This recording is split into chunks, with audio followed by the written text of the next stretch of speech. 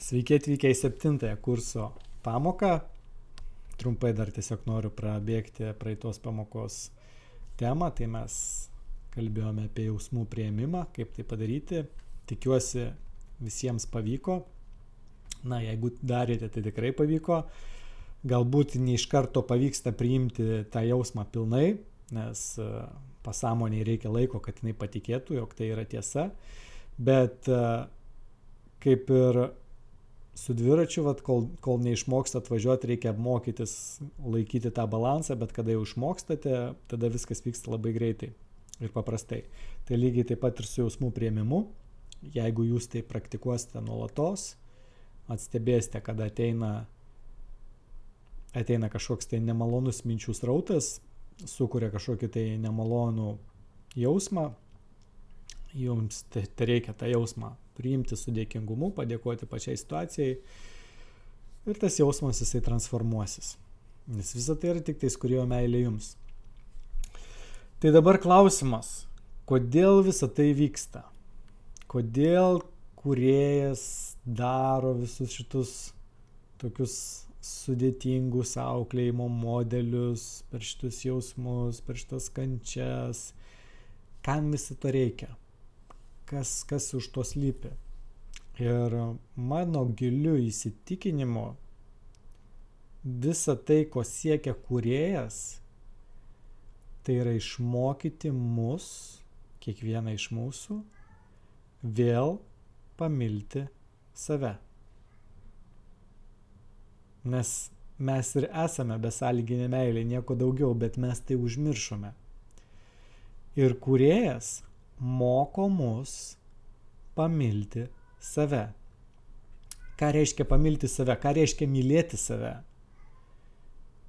Mylėti save tai reiškia priimti save tokį, koks aš esu, besąlygiškai.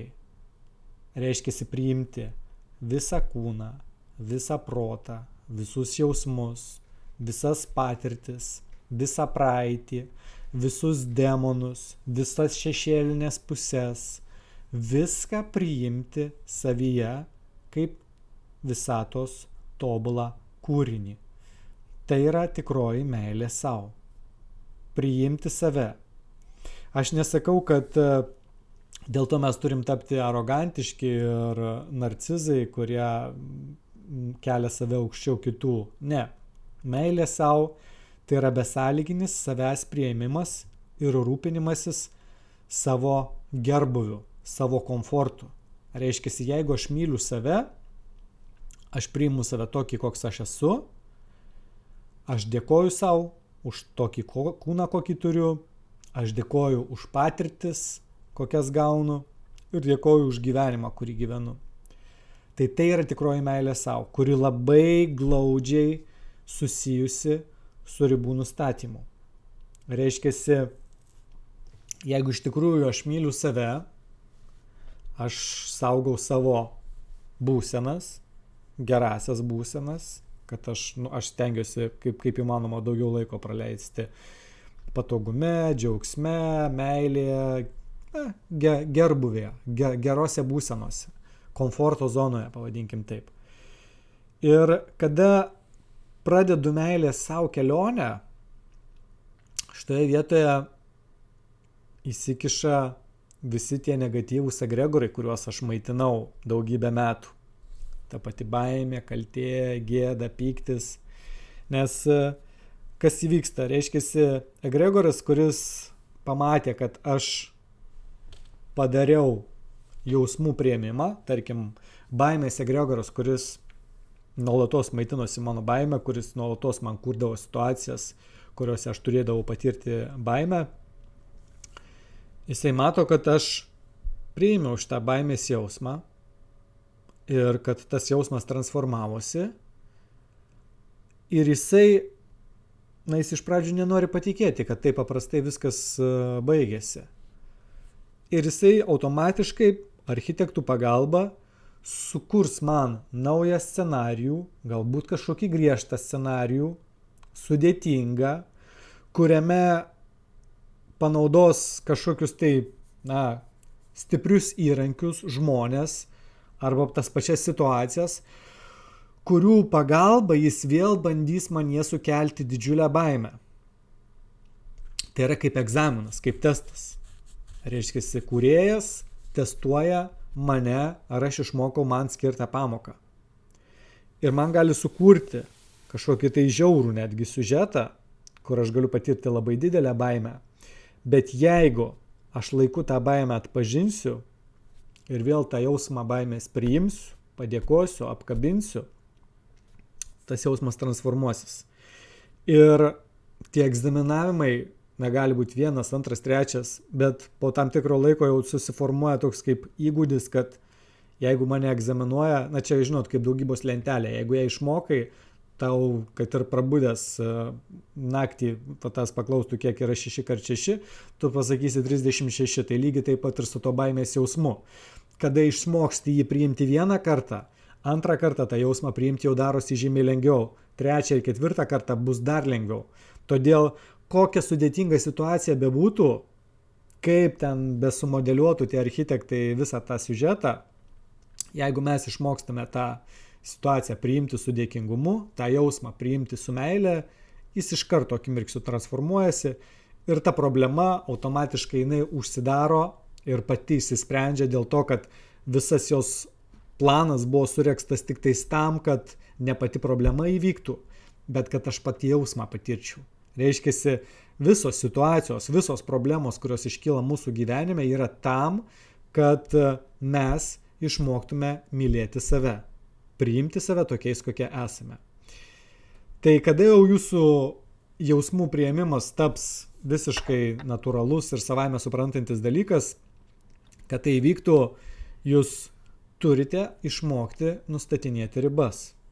Reiškia, ribų nustatymas tai yra kaip brolis ir sesuo meilė savo kelyje. Reiškia, meilė savo ir ribų nustatymas yra 2 labai glaudžiai susiję reiškiniai. Reiškia, jeigu aš pradedu mylėti save, aš turiu labai griežtai laikytis savo ribų. Jeigu kas nors pažeidinėja mano ribas ir aš jaučiu diskomfortą, kad kažkieno tai elgesys kelia man vienokį arba kitokį skausmą, aš turiu tai išreikšti ir išsakyti, kad stop, tai, ką tu darai, mane skaudina, todėl aš prašau to daugiau nedaryti. Ir jeigu tas žmogus nesutinka su mano ribomis, arba aš jam pasakau, kad jeigu jisai taip elgsis, mūsų tiesiog keliai išsiskirs, arba aš iš karto tą santykį galiu nutraukti su tokiu žmogum, nes jisai manęs negirdi. Reiškia, jisai nereaguoja į mano ribas, jisai jų nesilaiko, todėl kadangi aš myliu save, aš laikausi tų ribų ir tie žmonės, kurie mano ribas pažeidinėja, jie mano gyvenime yra tiesiog nereikalingi.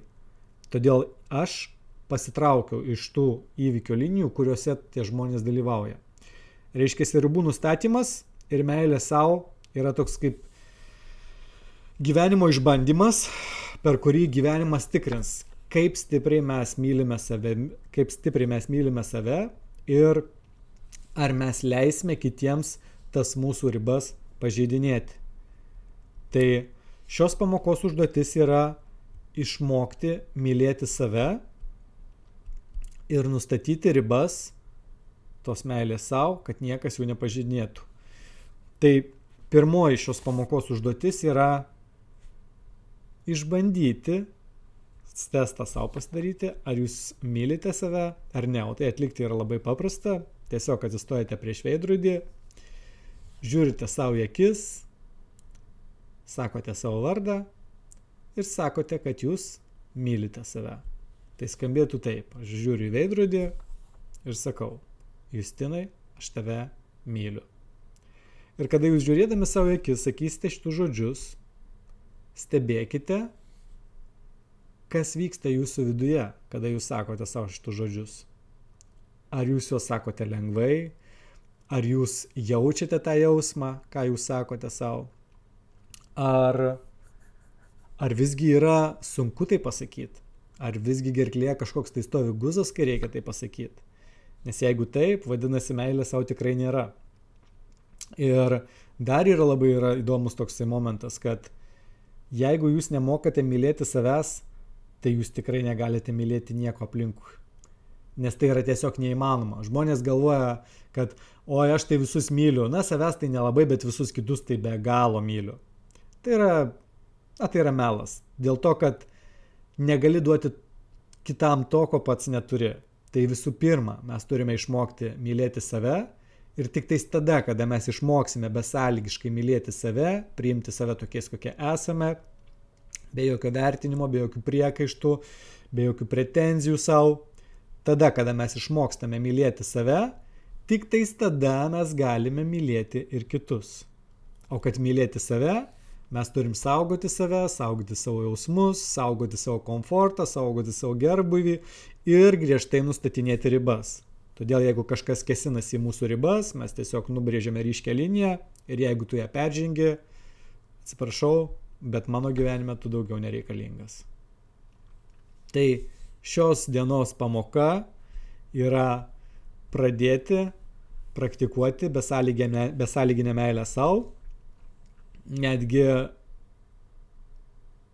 pamokos užduotis bus tokia: parašyti bent 20 dalykų, dėl ko jūs save mylite. Taip, šios dienos pamoka yra tokia: parašyti 20 dalykų, dėl ko jūs save mylite. Ir tos 20 dalykų aš noriu, kad jūs parašytumėte irgi po šiuo video. Ir taip pat noriu, kad kiekvieną dieną, geriausia praktika šitą atliekama tiesiog bent jau porą kartų per dieną, kada valotės dantis, kada esate priešais veidrodį, kol valotės dantis, žiūrite savo į akis ir sakote: Justinai, aš tave myliu. Ir kiekvieną kartą, kada jūs tai sakysite, jūs tai darysite su vis didesniu lengvumu. Pirmi kartai visą laiką yra sunkiausi. Bet po savaitės, 2-3 jūs matysite, kad tai darosi vis lengviau ir lengviau, nes užduotis yra įtikinti pasąmonę, kad tai, ką jūs kalbate, yra tiesa. Kaip pasąmonė komunikuoja su sąmonė, aš kalbėsiu kitoje pamokoje, tai šios pamokos užduotis dar kartelį parašyti 20 dalykų, dėl ko jūs save mylite, na ir įtraukti į kasdieninės praktikas kiekvieną rytą vakarą, nebūtinai kai valotės dantis. Jūs galite tai daryti ir 20 kartų per dieną, kai kiekvieną kartą pamatote save veidrodyje. Pamatote ir sakote: aš tave myliu, aš tave myliu, aš tave myliu. Tai tiek šiai pamokai ir susitiksime 8 pamokoje. Iki.